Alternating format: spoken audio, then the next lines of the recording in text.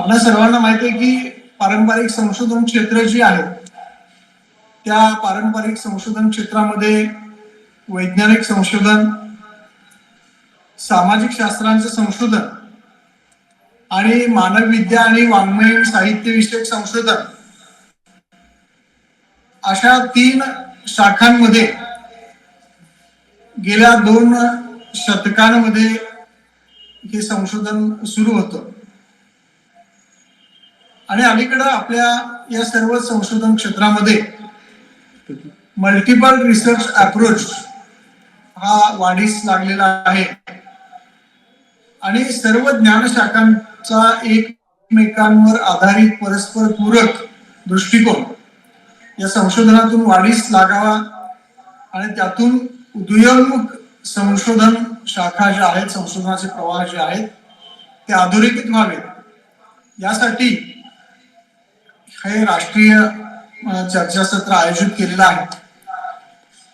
आपल्या सर्वांना माहिती आहे की वसाहतवादी राजवटीचा परिणाम सर्व जगभरातील अनेक देशांमध्ये झाला होता आणि साधारणतः 19व्या शतकामध्ये ज्याला आपण अकॅडमिक किंवा विद्यापीठीय संशोधन म्हणतो या संशोधनाला चालना मिळाली.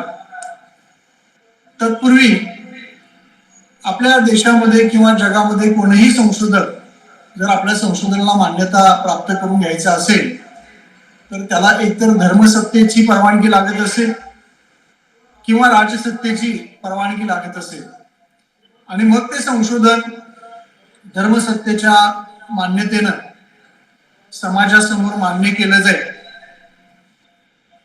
परंतु साधारणतः 18व्या शतकानंतर जगभरामध्ये नव्या तंत्रज्ञानाचे शोध लागले आणि नव्या अभ्यास शाखा विकसित होऊ लागल्या. नव तंत्रज्ञान विकसित झालं. त्यानंतर 20व्या शतकामध्ये संगणक आणि माहिती तंत्रज्ञान हे विकसित होत गेलं आणि आपल्या सर्वांना माहिती आहे की गेल्या 50 वर्षामध्ये 20व्या शतकाच्या दुसऱ्या टप्प्यात माहितीचं मायाजाल यावर अनेक विद्यापीठांमध्ये आणि जगभर चर्चा होत राहील. त्या पुढचा टप्पा म्हणून पुढे सूक्ष्म संशोधन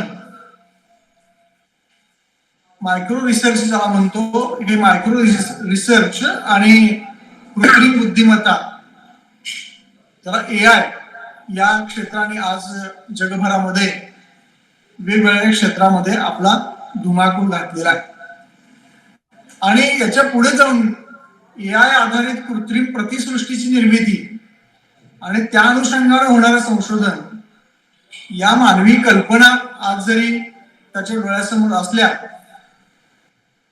अशा विविध टप्प्यांवर मानवानं संशोधन क्षेत्रामध्ये प्रगती करत आली असली तरी ज्याला पायाभूत संशोधन किंवा मूलभूत संशोधन असं म्हटलं गेलं की जे वैज्ञानिक शास्त्रांमध्ये, सामाजिक शास्त्रांमध्ये आणि मानवविद्या या क्षेत्रामध्ये सुद्धा ज्याला मूलभूत संशोधन म्हणलं त्या मूलभूत संशोधनाची अपरिहार्यता ही आपल्याला नाकारता येत नाही. संशोधनाचे नवे प्रवाह उदयोन्मुख संशोधन असं जरी आपण म्हणत असलो तर या पृथ्वी तलावर उपलब्ध साधन सामग्री, नैसर्गिक स्तोत्र, शाश्वत स्तोत्र आणि गेल्या हजारो वर्षांमध्ये मानवाने निर्माण केलेले अनेक ज्ञानाचे स्तोत्र जे आहेत यांचं संशोधन ही सुद्धा या नव्या संशोधन क्षेत्रामध्ये महत्वाची बाब आहे.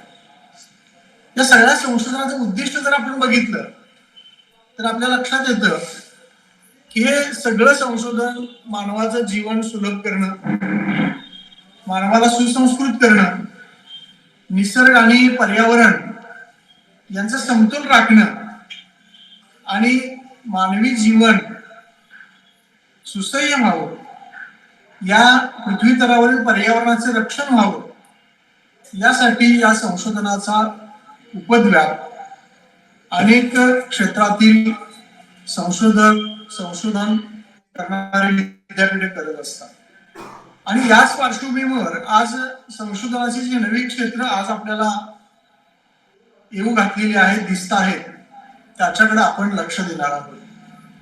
या संशोधनाच्या माझ्या मांडणीमध्ये भाषा, साहित्य आणि सामाजिक शास्त्रे या 3 टप्प्यावर संशोधनाची नवी क्षेत्र काय आहेत याच्याविषयी चर्चा करणार आहोत.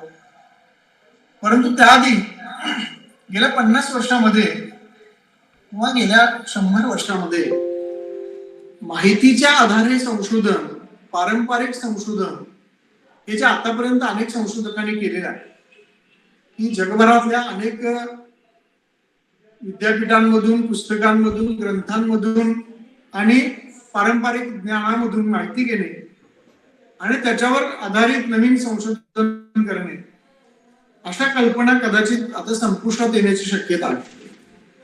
माहिती आधारे केलं गेलेलं जे संशोधन आहे त्या संशोधनाची उपयुक्तता काय आहे याचाही पुनर्विचार या नव्या गोष्टीच्या आधारे, नव्या संशोधनाच्या आधारे करावा लागणार आहे. एकीकडे माहितीच्या आधारे असलेलं संशोधन संपुष्टात येते असं जरी म्हणत असलो तरी नव्यानं माहिती आधारित नव्या संशोधनाची गरज ही आता आपल्याला भासणार आहे. ती म्हणजे AI आणि अशा नव्या कृत्रिम बुद्धिमत्तेच्या क्षेत्रामध्ये जे नवं संशोधन त्याच्या आधारे होणार आहे किंवा त्याच्यातील टूल्स जे आहेत त्याच्या आधारे होणार आहे, त्यामध्ये या माहितीचं संकलन असणंही गरजेचं आहे. आणि यासाठी आपल्या सर्वांना माहित असेल की नव्या संशोधनामध्ये लार्ज डिजिटल डाटा जो आहे तो लार्ज डिजिटल टेक्स्ट जे आहे ते टेक्स्ट किंवा डिस्कोर्स स्टडीज नावाचं जे संशोधन क्षेत्र आहे ते क्षेत्र असेल किंवा लार्ज पॅटर्न अनालिसिस हा जो भाग आहे यासाठी प्रचंड मोठ्या माहितीची गरज आपल्याला भासणार आहे. आणि या पार्श्वभूमीवर क्लोज रिडिंग अँड आर्चिव्हल वर्क याच्या पलीकडे जाऊन आंतरविद्याशाखीय माहितीचा जो स्तोत्र आहे तो किंवा माहितीचा जो विस्फोट झालेला आहे तो आणि आधुनिक साधनं जी उपलब्ध होत आहेत संशोधनासाठी किंवा अनेक संशोधन क्षेत्रासाठी त्याच्या आधारे संशोधनाची गरज आपल्याला इथून पुढे आपल्याला अधोरेखित करावी लागणार आहे. या अनुषंगाने मी पहिल्यांदा भाषा संशोधनाची जी नवी क्षेत्र आहे किंवा भाषा संशोधनामध्ये आपल्याला कोणत्या गोष्टी आपल्याला आव्हान देत आहेत किंवा चॅलेंज करत आहेत या बाजूकडे पहिल्यांदा आपल्याला लक्ष देता येईल. आपल्या सर्वांना माहिती आहे की 20व्या शतकामध्ये काही भाषा तज्ञांची आपण नावं घेतो, त्याच्यामध्ये नोम चॉम्स्की आहेत, हॉकेट आहेत किंवा आधुनिक भाषा विज्ञानाचे जे जनक आहेत फर्दिनांद दी सोसूर, जे सोसूर आहेत, यांनी मांडलेल्या काही सिद्धांतांच्या आधारे उदाहरणार्थ नोम चॉम्स्की यांनी जनरेटिव्ह ग्रामर, भाषेची मानसिक क्षमता किंवा युनिव्हर्सल ग्रामर अशा काही संकल्पना मांडल्या आणि सर्व भाषांमध्ये मूलतः काही समान नियम आहेत त्याच्या आधारे आपल्याला संशोधन करता येतं असं नवं संशोधन 20व्या शतकामध्ये मांडलं. हॉकेट सारख्या शास्त्रज्ञांनी मानवी भाषेची वैशिष्ट्ये सांगितली. भाषा ही एक सामाजिक आणि सांस्कृतिक प्रक्रिया आहे असं सांगितलं आणि त्या आधारे भाषेचा सामाजिक अभ्यास ही एक स्वतंत्र शाखा भाषेच्या अभ्यासामध्ये विकसित होत गेली. आधुनिक भाषा विज्ञानाचे जनक ज्यांना म्हणतो आपण ते सोसूर यांनी चिन्ह व्यवस्था, भाषा एक चिन्ह व्यवस्था आहे असं सांगितलं. शब्द आणि अर्थाची विसंगती जी आहे त्याच्या आधारे संशोधन आणि भाषिक रचना कशी असते, भाषिक रचना प्रत्येक समूहाची, त्या भाषिक रचनेचा एक आराखडा त्यांनी मांडलेला आहे आणि काही अभ्यासाच्या पद्धती त्यांनी विकसित केलेल्या आहेत. उदाहरणार्थ ज्याला आपण वर्णनात्मक भाषा विज्ञान असं म्हणतो, ज्याला एककालिक अभ्यास पद्धती असं म्हटलं गेलं किंवा ज्याला ऐतिहासिक भाषा पद्धती असं म्हटलं गेलं. आणि अशा आणखी काही संशोधकांच्या संशोधना आधारे भाषा विज्ञानाच्या क्षेत्रामध्ये structural linguistic, generative linguistic, functional linguistic, sociolinguistic, psycholinguistic आणि कॉग्निटिव्ह लिंग्विस्टिक अशा अनेक भाषा विज्ञानाच्या किंवा भाषेच्या अभ्यास शाखा विकसित झालेली आहे. परंतु या अभ्यास शाखा विकसित झाल्या तरी त्याच्या पुढं जाऊन आज आपल्याला काही नव्या भाषिक क्षेत्रांचा आपल्याला अभ्यास किंवा संशोधनाच्या क्षेत्रांची चर्चा आपल्याला करायची आहे. आपल्याला भाषा संशोधनाच्या नव्या दिशा शोधत असताना आपल्या असं लक्षात येतं की जगातील अनेक भाषा आज संपुष्टात येत आहेत. आपल्या सर्वांना माहिती आहे की गणेश देवी यांनी नुकताच भाषेचा सर्वे केलेला आहे आणि हा सर्वे करत असताना त्यांनी भारतातल्या संपुष्टात येणाऱ्या भाषा आणि त्याचबरोबर भारतामध्ये ज्या अनेक जगामध्ये भाषा संपुष्टात आलेल्या आहेत त्या भाषांचा सर्वे आपला केलेला आहे आणि अशा ज्या भाषा आहेत त्या भाषा ज्या आहेत त्या भाषांचं संशोधन किती महत्वाचं आहे हे पुन्हा एकदा आपल्याला त्यांनी सांगितलं आहे. जगामध्ये बोलल्या जाणाऱ्या भाषा आहेत आणि बोलल्या लिहिल्या जाणाऱ्याही भाषा आहेत. म्हणजे स्पोकन आणि रिटन असे दोन भाषेचे आपण जर भेद केले तर फक्त बोलल्या जाणाऱ्याच भाषा संपुष्टात आल्या का? तर बोलल्या जाणाऱ्या तर भाषा भारतातल्या संपुष्टात आल्या, जगातल्या संपुष्टात आल्या. भारतामध्ये 3,500 भाषा आहेत असं म्हटलं जात होतं. नंतर सर्वेच्या अंती असं लक्षात आलं की 2,000 भाषा अस्तित्वात होत्या आणि आज आपण बघितलं तर केवळ 201 भाषा ज्या आहेत भारतामध्ये त्या आज अस्तित्वात असल्याच्या दिसून येतात. आणि अशा संपुष्टात येणाऱ्या ज्या भाषा आहेत या भाषांचा अभ्यास आपल्याला नव्याने करावा लागणार आहे.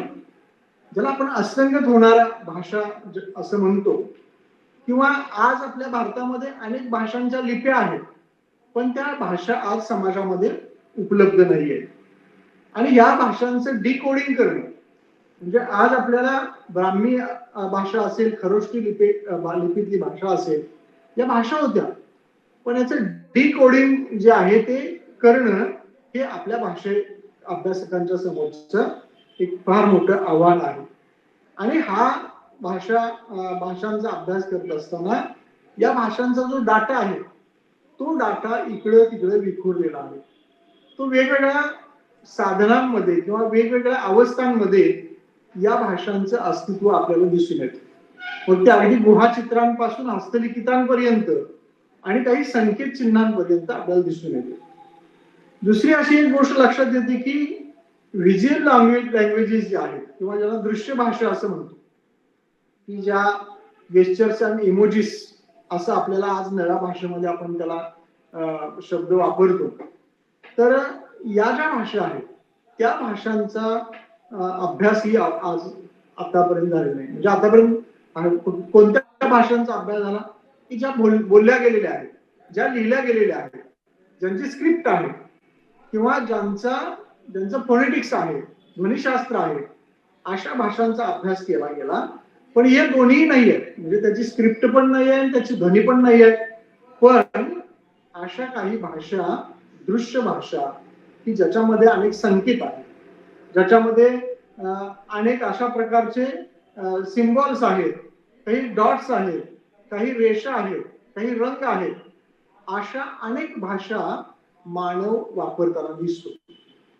किंबहुना आपल्या रोजच्या व्यवहारामध्ये सुद्धा आपण अनेक दृश्यांवरून आपल्या संवादाची दिशा ठरवत असतो. किंबहुना या आकाशामध्ये कोणते रंग आहेत याचं वर्णन अनेक बखरकारांनी केलेलं आहे. आणि आकाशातले रंग आणि युद्धाची परिस्थिती, पाण्याचा रंग आणि युद्धाची परिस्थिती किंवा ढग कसे उमटलेले आहेत त्याचा परिणाम युद्धावर काय होणार आहे, अशा अनेक सांकेतिक भाषा, सांकेतिक लिपी सुद्धा की ज्या व्हिज्युअल लँग्वेजेस म्हणून आपल्या भारतामध्ये प्राचीन काळापासून आहेत आणि आजही आपल्या नव्या तंत्रज्ञानामध्ये ह्या व्हिज्युअल भाषांचं म्हणजे जी आज आपण चिन्ह नवीन नवीन डेव्हलप करतो आहोत. म्हणजे आज इमोजींची संख्या जर बघितली ती साधारणतः 40-50च्या दरम्यान गेलेली आहे. याच्याही पुढे जाऊन आता या इमोजीच्या पलीकडे जाऊन जी दृश्य भाषा आहे आणि या दृश्य भाषा जर विकसित होत गेल्या तर समाजातल्या अनेक भाषा नष्ट होण्याची शक्यता आणि मग ही भीती भाषा अभ्यासकांना आज वाटते आहे की गेल्या 60,000 वर्षामध्ये माणसानं ज्या विकसित केलेल्या भाषा आहेत त्या भाषांचं कन्व्हर्जन किंवा त्या भाषांचं परावर्तन कोणत्या तरी वेगळ्याच भाषेमध्ये होण्याची शक्यता आजकालच्या नव्या तंत्रज्ञानामुळे आपल्याला दिसून येत आहे. त्याचबरोबर ज्या श्राव्य भाषा ऑडिटरी ज्यांना म्हणतो स्पीच अशा पण काही भाषा आहेत. म्हणजे मानसशास्त्र, समाजशास्त्र, धर्मसंप्रदाय आणि ही श्राव्य साधनं. म्हणजे तुम्हाला माहित असेल की आपल्याला काही मानसिक संकेत आवाजावरनं होतात. समाजामध्ये अनेक आवाज हे शुभ अशुभ किंवा सामाजिक संकेत देणारे आवाज आहेत किंवा अनेक धर्मसंप्रदाय आहेत. त्या धर्मसंप्रदाय वाढीस का लागलेले आहेत तर त्या श्राव्य भाषेमुळे लागले. म्हणजे वारकरी संप्रदाय हा भारतामध्ये किंवा महाराष्ट्रामध्ये इतका विकसित का होत गेला तर त्यांची जी कीर्तनाची परंपरा आहे किंवा त्यांची श्राव्य साधनांची जी परंपरा आहे त्याचा आणि या संप्रदायाचा काही अभ्यास आहे का तर ही एक श्राव्य भाषा आहे. तर ही श्राव्य साधनं आहेत. आधुनिक काळामध्ये ही श्राव्य साधनं वेगळ्या अंगाने वापरली जातात. म्हणजे एक उदाहरण मी तुम्हाला देतो की एक कॅम्प फायरचा आवाज असणारा एक युट्यूबवर व्हिडिओ आहे आणि तो काय आहे आवाज की एक थंडीच्या दिवसामध्ये युरोपियन राष्ट्रांमध्ये अग्नी प्रज्वलित करून ठेवला जातो आणि तो रात्रभर ठेवला जातो उबदारपणा राहण्यासाठी. असा एक 10 तासाचा व्हिडिओ आहे आणि हा 10 तासाचा व्हिडिओ केवळ त्याच्यामध्ये काही आवाज आणि अग्नीचं दृश्य आहे. हे लावून बसणारे त्याचे जे व्ह्युअर्स आहेत गेल्या 9 वर्षामध्ये कालच नवीन माहिती अशी त्याची काढली की 15 कोटी व्ह्युअर्स त्या एका दृश्याचे आणि आवाजाचे आहेत. आता हा 10 तासाचा एक व्हिडिओ आहे आणि त्याच्यामध्ये फक्त साऊंड आहे. तर हे साऊंड आपल्या माणसाला काय कम्युनिकेट करतं विशिष्ट काळामध्ये विशिष्ट सण उत्सवांच्या वेळेला हा साऊंड ऐकत बसणारे लोक आणि रात्रभर जागून त्या साऊंड बरोबर काम करणारे लोक ही कुठली भाषा आहे. अशा अनेक व्हिडिओज आपल्याला युट्यूबवर पाहायला मिळतील की ज्या व्हिडिओना काही अर्थ नाही आहे पण त्याच्यातून काही आवाज आहेत काही दृश्यात्मकता आहे आणि हे जे सिग्नल्स आहेत हे साऊंड्स ही श्राव्य असणारी भाषा ही नवी भाषा डेव्हलप होत आहे माणसाची. की अशा भाषांमध्ये माणसाला काय इंटरेस्ट आहे किंवा अनेक आदिवासी समूहामध्ये सिग्नल साऊंड्स आहेत. आता हे सिग्नल साऊंड्स जे आहेत ते सिग्नल साऊंड्स याचे कुणी नोंदणी केलेली नाही आहे याच्या नोंदी कुणी घेतलेल्या आहेत. हे साऊंड्स प्राचीन काळापासून या आदिवासी समूह आजही वापरतात. पक्ष्यांचे जे आवाज आहेत त्याचे डिकोडिंग करणं सध्या AI मध्ये चालू आहे आणि अशा वेगवेगळ्या भाषांचा अभ्यास आपल्याला नव्या संधी खुणावतो आहे. त्याचबरोबर टॅक्टियल भाषा ज्याला म्हणून आपण टॅक्टियल म्हणजे स्पर्श भाषा ज्याला म्हणूया ही स्पर्श भाषा काय आहे तर या स्पर्श भाषेचा अभ्यास सुद्धा नव्याने करणं तो वेगवेगळ्या पातळ्यांवर म्हणजे तो मानसशास्त्रीय पातळ्यांवर असेल सामाजिक पातळ्यांवर असेल अनेक प्रकारचे स्पर्श म्हणजे आपल्याला हवामानाचे होणारे स्पर्श वातावरणाचे होणारे स्पर्श गुड टच बॅड टच किंवा आणखी वेगवेगळ्या प्रकारचे म्हणजे आपले स्पर्श जे आहेत या स्पर्शांची भाषा जी आहे ही भाषा जी आहे त्याचं डिकोडिंग किंवा त्याच्यावरचा अभ्यास कोणी आजपर्यंत मांडलेला दिसून येतो आणि याचा आणि मानसशास्त्राचा कसा जवळचा संबंध आहे. तर अशा पद्धतीनं या भाषांच्या अभ्यासाची नवी क्षेत्र आपल्याला दिसतात. तसं त्याचबरोबर अनेक स्क्रिप्ट आहेत मगाशी म्हणत होती की अनेक प्राचीन भाषा लिपी संकेत चिन्ह यांचं डिकोडिंग जे आहे ते अद्याप झालेलं आहे. म्हणजे भारतामध्ये अनेक अशी हस्तलिखित पडलेली आहेत की ज्या हस्तलिखितांचं डिकोडिंग अद्याप लोकांना करता आलेलं नाही आहे. आता कुठं मराठीमध्ये बघितलं तर महानुभावांच्या ज्या 13 लिप्या आहेत त्यातल्या 2, 3, 4 लिप्यांचं संशोधन झालेलं आहे. तर या लिप्यांचं संशोधन करणं आणि त्यांचं म्हणणं काय आहे हे आपल्याला आजच्या पिढीला समजून घेईल. किंवा जैन संप्रदायामध्ये एक सिरिभुवले नावाचा ग्रंथ आहे की जो ग्रंथ अंकामध्ये लिहिला गेला तो कानडी भाषेतला ग्रंथ आहे आणि तो त्याच वेळेला अनेक भाषांचं सुद्धा डिकोडिंग केल्यानंतर तो भाषेतला ग्रंथ आहे. तो ग्रंथ अंकावरून वाचताना आपल्याला त्याच्यातून स्क्रिप्ट वाचता येते. तर या ग्रंथाचं डिकोडिंग खूप वर्ष झालं चालू आहे. अशा अनेक ग्रंथ आहेत. अनेक ग्रंथ असे आहेत की ज्याचं लिप्यंतर करणं गरजेचं आहे. तर भाषा आणि लिपी यांचाही फार जवळचा संबंध आपल्याला दिसून येतो.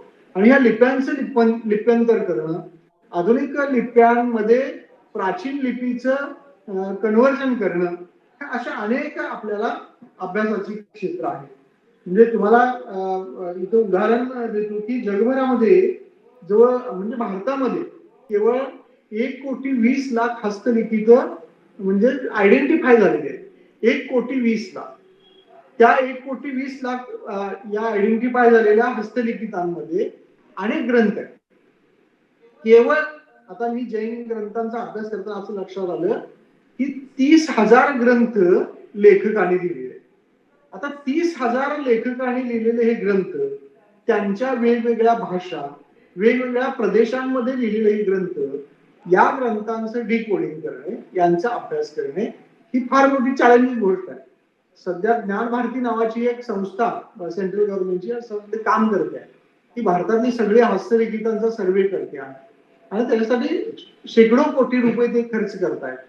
तर हे जे आहे म्हणजे हे भाषांच्या अभ्यासाचं नवं पर्व जे आहे, हे नवं पर्व आता पुन्हा सुरू झालंय की जे वसाहती काळामध्ये हे सगळं अंधाराच्या खाईत गेलं होतं आणि आपण ज्या ब्रिटिशांनी सुरू केलेल्या, युरोपीय लोकांनी सुरू केलेल्या ज्या नव्या ज्ञानशाखा होत्या, त्या ज्ञानशाखांच्या अभ्यासामध्ये 200-300 वर्ष आता घालवल्यानंतर पुन्हा आपण जागृत झालो आहोत की आपलं पास्ट काय आहे किंवा आपला भूतकाळ आहे. म्हणजे स्मृतीभ्रंश झाला होता आपल्याला कित्येक वर्ष. आणि आफ्टर अमनेशिया आपण तिचं जे सुरू केलेलं आहे आता, ते फार अत्यंत महत्वाचं आहे. याच्याशिवाय अनेक अशा प्रकारे म्हणजे भाषांचं अधिग्रहण सुद्धा चालतं. तर भाषांचं अधिग्रहण, लँग्वेज अँड ऍक्विजिशन, हा एक फार मोठा अभ्यासाचं क्षेत्र आहे. भाषांचं अधिग्रहण केवढ्या मोठ्या प्रमाणात चाललेलं आहे तर आताच मी सांगितलं की जगभरात आफ्रिका खंडामध्ये केवळ 6,000 भाषा होत्या आणि आता तिथं केवळ काही शेकडामध्ये मोजता येतील इतक्याच भाषा शिल्लक आहेत. या भाषा गेल्या कुठं तर ज्या बलाढ्य भाषा आहेत त्या मर्ज करून टाकतात या सगळ्या भाषांना. म्हणजे आज आपल्याला माहित असेल की म्हणजे इकडं आपल्याकडे अनेक समूह होते आणि भाषावर प्रांत रचना झाल्यामुळं त्यामध्ये जे मूळ भाषा बोलणारे समूह होते त्या मुख्य भाषेमध्ये समाविष्ट झाले. म्हणजे आता जर आमच्या या कोल्हापूर आणि इचलकरंजी आणि जत या भागामध्ये कन्नड बोलणाऱ्या भाषिकांचा एक मोठा होता. पण गेल्या 50-60 वर्षामध्ये आता जी दुसरी तिसरी पिढी आहे ती कन्नड बोलतच नाही आहे. तर ही कन्नड कुठली होती तर वेगवेगळ्या मायग्रेट झालेले जे लोक होते किंवा आंध्रमधनं कर्नाटकातून मायग्रेट झालेले लोक होते, यांची भाषा संपुष्टात आली आहे आणि या भाषेला मुख्य मराठी भाषेनं केलेलं आहे. जसं इंग्रजी भाषेनं अनेक भाषा अधिग्रहित केलेल्या आहेत. तर अशा ह्या बलाढ्य आणि व्यवहार उपयोगीच्या भाषा आहेत किंवा ज्या प्रॅग्मॅटिक लँग्वेजेस आहेत, राज्यकारभारामध्ये ज्यांचं वर्चस्व आहे, अशा ज्या भाषा आहेत या भाषा छोट्या छोट्या भाषांचं अधिग्रहण करतात आणि त्या आपल्यामध्ये त्या भाषा घेऊन टाकतात. अशा छोट्या भाषांचं संदर्भ जे आहेत ते अनेक संदर्भ आपल्याला पाहता येतील. जगभरामध्ये जे भटके समूह होते त्यांच्या एक स्वतंत्र संस्कृतीची भाषा होती, त्यांच्या स्वतंत्र संस्कृत्या होत्या. तर ह्या संस्कृत्या नष्ट झाल्या आणि त्याचबरोबर त्यांच्या संस्कृतीबरोबर यांच्या भाषाही संपुष्टात आल्या. आता यापुढे म्हणजे जे आपला या चर्चासत्राचा विषय आहे की समाजशास्त्रातलं काय आहे, संशोधन काय आहे. भाषा आणि समाजशास्त्र हा तर एक फार मोठा संशोधनाचा आणि अभ्यासाचा विषय आहे. म्हणजे पारंपरिक अभ्यास क्षेत्र जरी असलं हे भाषा आणि समाज असलं तरी याच्यामध्ये अनेक नवे संशोधनाचे पर्याय किंवा संशोधनाचे आयाम आपल्याला दिसून येतात. एकाच समाजाची भाषा, एकाच भाषेची त्या समाजात वापरलेली लिपी आणि काळानुसार बदलत गेलेली लिपी, अशा अनेक गोष्टी म्हणजे लिप्या बदलत गेलेल्या आहेत त्या समाजाच्या. त्या समाजाच्या भाषा बदलत गेलेल्या आहेत आणि या समाजाची एकूण काळानुसार बदलत गेलेली त्यांची जी व्यवस्था आहे या व्यवस्थेचा एक भाग हा सुद्धा अभ्यासाचा एक मोठा भाग होऊ शकतो. समाज भाषा विज्ञान ज्याला आपण म्हणतो, हे समाज भाषा विज्ञान हे एक अभ्यासाचं खूप मोठं क्षेत्र आपल्याला दिसून येतं आणि याच्यामध्ये समाजशास्त्रातील संशोधनामध्ये आपल्याला अशा अनेक भाषा इथं पाहायला मिळतात.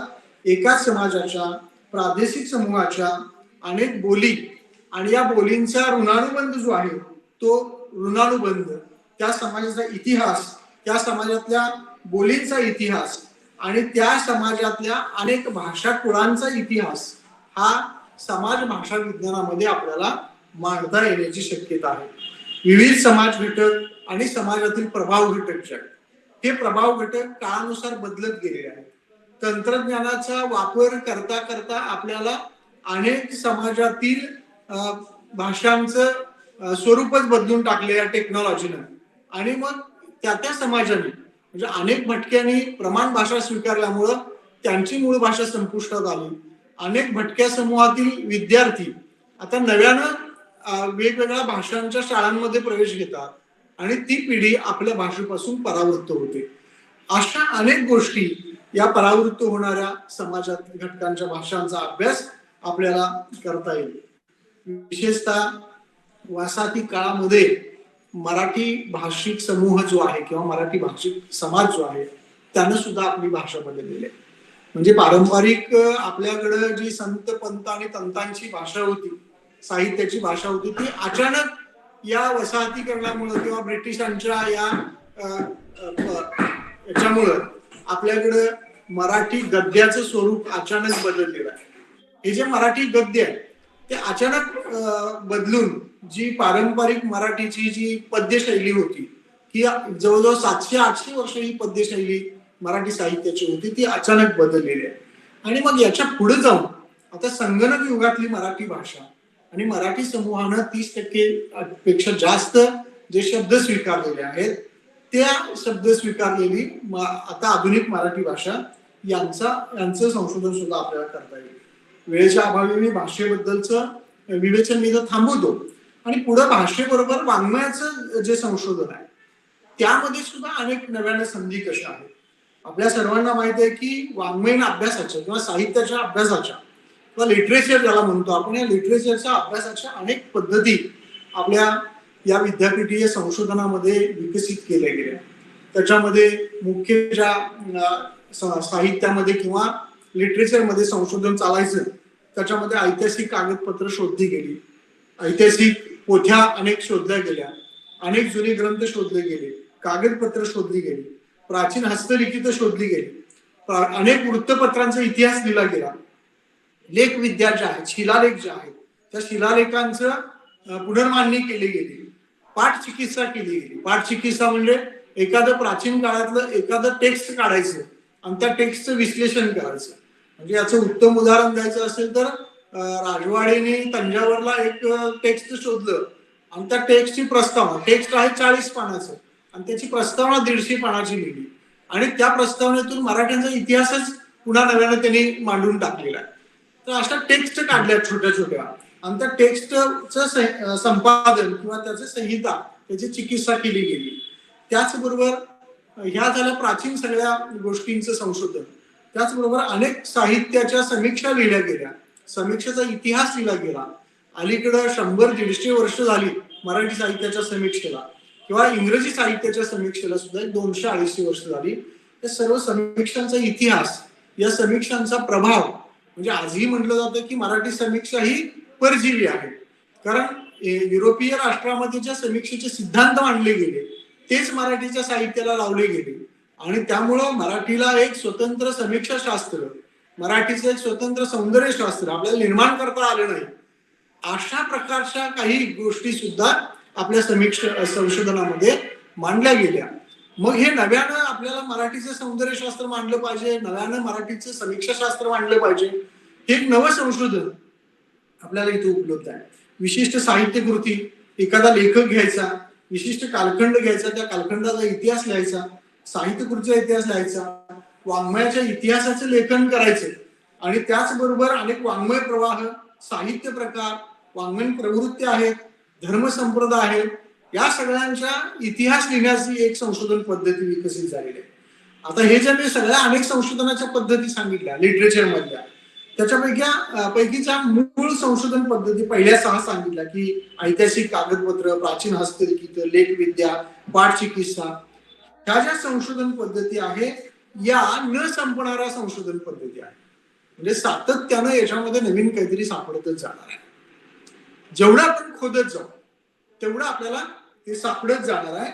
आणि हे खोदण्याचं क्षेत्र जे आहे ते लिटरेचरला, मग हा लिटरेचरचा भाग तो फक्त मराठी साहित्यापुरता मर्यादित नाही. जगातल्या सर्व संस्कृत्यांना इतिहास आहे, जगातल्या सर्व साहित्याला इतिहास आहे, जगातल्या सर्व भाषांमध्ये प्राचीन काळापासून आज तागायत अनेक टेक्स्ट लिहिले गेले. आजच एक लेख लिहित असताना बुद्ध हस्तलिखित ही युरोपीय रस्त्यावर सापडली आणि अनेक स्तूपांमध्ये, स्तूपांच्या खाली ही हस्तलिखित लपली गेली होती. ही नव्यानं मिळणारी हस्तलिखित, यांचा अभ्यास हा न संपणारा शोध आहे. ऐतिहासिक कागदपत्र जे आहे त्याचं लिप्यंतर करायचं आहे. भाषा एक आहे, म्हणजे भाषा मराठी आहे, कन्नड आहे, उर्दू आहे, अशा अनेक भाषा आहेत आणि त्यांची लिपी मोडी आहे. मध्ययुगीन काळामध्ये अनेक भाषांची लिपी एकच होती किंवा लिप्या अनेक आहेत आणि भाषा एक आहे. म्हणजे मराठीच अशी काही हस्तलिखित किंवा पोत्या सापडतात. ग्रंथ मराठी आहे, लिपी कन्नड आहे, ग्रंथ मराठी आहे, लिपी मोडी आहे. तर यांचं आपल्याला काय म्हणूया त्याचं उलगडा करणं ही फार महत्वाची ग्रंथ आहे. आणि हा सगळा डिजिटल डाटा आज आपल्याला उपलब्ध होतो आहे. म्हणजे काही संस्था आपल्याला अशा भारतामध्ये आहेत की ज्यांनी आतापर्यंत 2-2, 3-3 लाख या जुन्या ग्रंथांचं स्कॅनिंग केलेलं आहे, त्यांचा डिजिटल डाटा तयार करून ठेवलेला आहे. फक्त ते ग्रंथ काढून त्याचं डिकोडिंग करणं हे संशोधकांच्या पुढे अत्यंत महत्वाचं एक आव्हान आहे. त्याचबरोबर आपल्या समाजामध्ये, भारतीय समाजामध्ये वैद्यक, स्थापत्य, ज्योतिष, पर्यावरण, भाषा ज्ञान, इतिहास, राजवटी, लिप्या, धातुविषयक ग्रंथ, माहितीपर ग्रंथ, साहित्यविषयक ग्रंथ, अशा अनेक ज्ञानशाखा प्रचलित होत्या. आपल्या सर्वांना माहिती आहे की 2000 वर्ष झाली तरी आपल्याकडला किल्ला पडत नाही. हे कोणतं स्थापत्य होतं की त्या स्थापत्य कलेमुळं इथं आपल्याकडे प्रचंड मोठी स्थापत्य कला भारतामध्ये विकसित झाली होती. वैद्यकशास्त्र होतं. युद्धामध्ये तलवारीनं हात तुटल्यानंतर त्याची जखम बरी करण्यासाठी महाराजांच्या, छत्रपती शिवाजी महाराजांच्या रायगडावर तुपाच्या विहिरी होत्या. मग ह्या विहिरी किती वर्षाच्या होत्या हे वैद्यकशास्त्र आपलं कुठं लपलेलं आहे. तर ह्या अशा अनेक, म्हणजे आपल्याकडे आज नव्या वैद्यक शास्त्रांच्या शाखा आलेल्या आहेत, पण प्राचीन ह्या वैद्यक शाखा आहेत. अशा अनेक गोष्टी आपल्याला या साहित्याच्या संशोधनामध्ये करता येतील. त्याचबरोबर digital humanities and technological integration नावाची ही एक जी आहे या शाखा अंतर्गत हे संशोधन, यामध्ये मगाशी जे बोलतोय की त्याच्यामध्येच पाठाचा अर्थ किंवा पाठाचा अर्थ लावणे, टेक्स्ट मिनिंग, हा भाग त्याच्यामध्ये आहे. डाटा व्हिज्युअलायझेशन म्हणजे त्याला दृश्य स्वरूप देणे, जो जुना डाटा आहे त्याला दृश्य स्वरूप देणे आजच्या काळामध्ये, किंवा कॉर्पस लिंग्विस्टिक ज्याला म्हणतो आपण, की प्राचीन काळाचा एखादा लेखक सापडला म्हणजे ते मग भारतामधले वैदिक असतील, बौद्ध असतील, जैन असतील किंवा आणखी काही असतील, धर्म संप्रदाय असतील, या प्रत्येकाने आपला एक डाटा तयार करून ठेवला आहे. तर हा कॉर्पस डाटा आहे, त्याचा आपला अभ्यास करून हे ज्ञान जगाला उपलब्ध करून देण्याचं आवाहन आपल्या समोर आहे. त्याचबरोबर ग्लोबल अँड कम्पॅरेटिव्ह पर्स्पेक्टिव्ह या अनुषंगाने सुद्धा वैश्विक स्तरावर आपल्याला तौलनिक अभ्यास करता येईल. त्यामध्ये मल्टीकल्चरल आहे, मल्टीलिंग्वल आहे आणि ट्रान्सनॅशनल आहे, म्हणजे पारप्रांतीय, पारदेशीय पर्स्पेक्टिव्ह आपल्याला अनेक उपलब्ध आहेत. त्याच्यामध्ये वैश्विक साहित्याची तुलना हा जो भाग आहे, म्हणजे आपण तुलना कशात करतो, अमुक एखादा ग्रंथ या भाषेतला, अमुक एखादा ग्रंथ त्या भाषेतला, पण हा सामाजिक शास्त्राचा तौलनिक अभ्यास करू शकतो आपण, किंवा भाषेचा करू शकतो, किंवा अनेक अशा साहित्य परंपरा की ज्या साहित्य परंपरा की ज्या भाषा तज्ञांनी ग्रीक, लॅटिन आणि संस्कृत यांच्यातल्या उच्चारशास्त्रांची तुलना करून याच्यामध्ये मूळ एकच आहे असं वगैरे सिद्ध करण्याचा प्रयत्न केला. अशा अनेक साम्यस्थळ आहेत, अनेक भेदस्थळ आहेत. तर याच्या अगोदर फक्त ब्रिटिश आणि अमेरिकन हे इंग्लिश लिटरेचरमध्ये दोनच या साहित्याची तुलना केली जायची. पण आज इंग्रजी भाषेमध्ये आफ्रिकन पण लिहिलं जातं, भारतीय इंग्लिश जे आहे ते आहे.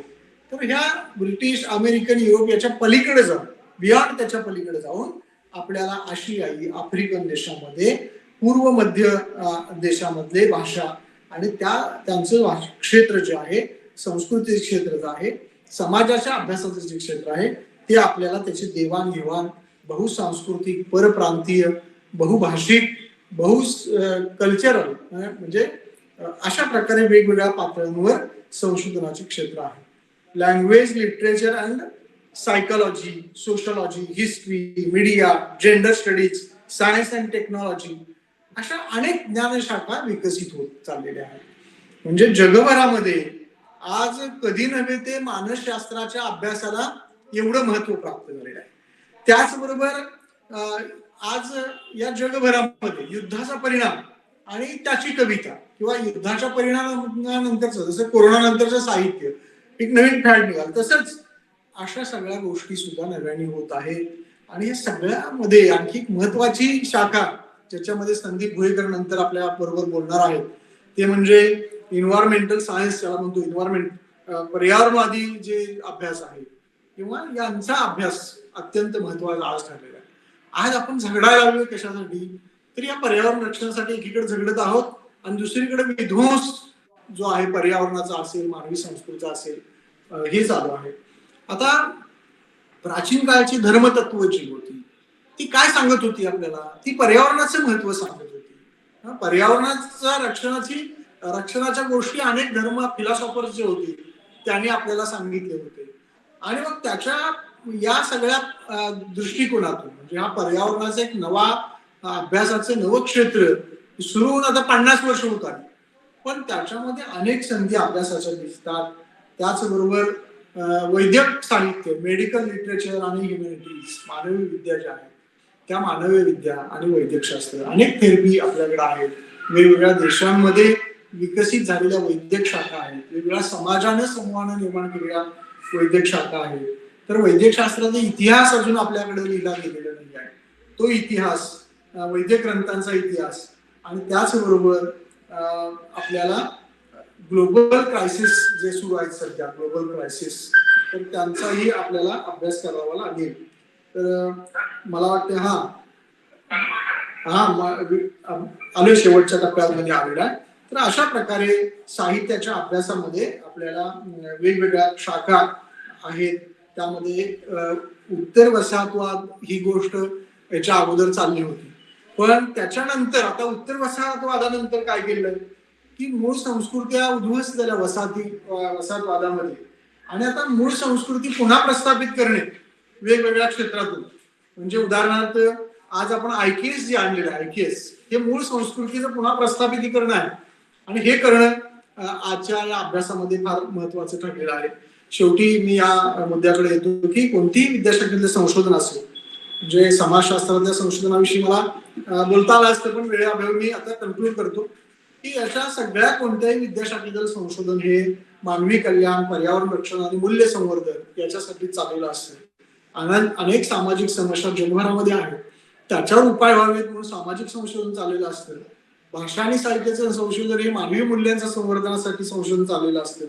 आणि सामाजिक समस्येने ग्रासलेले जग आहे, या जगामध्ये आपल्याला अजून आधुनिक समाजाला ज्या समस्या भेडसावत आहेत, त्याचबरोबर आपल्याकडे समाज माध्यम जे आहेत त्याचे दुष्परिणाम भोगणारा जो समाज आहे, भाषा, समाज आणि साहित्य या तीनही सामाजिक आशयाचा मानवी समूहाशी संबंध आहे, समूह भावनांशी संबंध आहे, समूह संप्रेषणाशी संबंध आहे.